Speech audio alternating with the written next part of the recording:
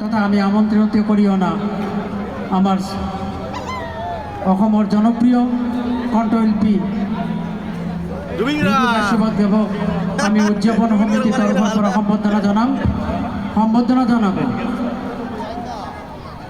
80 সংখ্যক অভয়পুৰী আঞ্চলিক ৰাস মহোৎসৱ উদযাপন সমিতিৰ সভাপতি মনমোহন দাস আৰু তেওঁৰ লগত থাকিব সম্পাদক শ্ৰী পূৰ্ণ কলিতা দেৱে দুজন সভাপতি আৰু সম্পাদক মহোদয় সংগীত দ্বৈতভাৱে জনোৱাৰ বাবে নিবেদন জনাইছোঁ। এইখিনিতে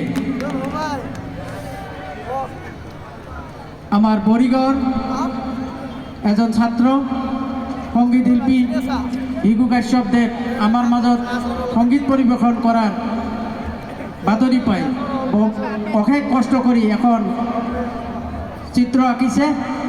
মই সংগীত শিল্পী মহোদয়ক এই ছাত্ৰজনৰ ভৱিষ্যত উজ্জ্বল কামনা কৰাৰ বাবে আশীৰ্বাদ দিয়াৰ বাবে অনুৰোধ জনাইছোঁ। ধন্যবাদ।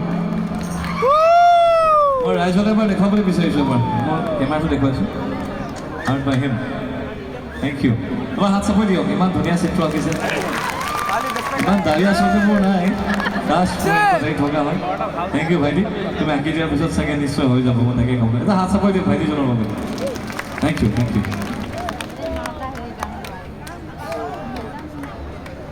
অটোৱালা গাবই লাগিব নি এতিয়া? অটোৱালা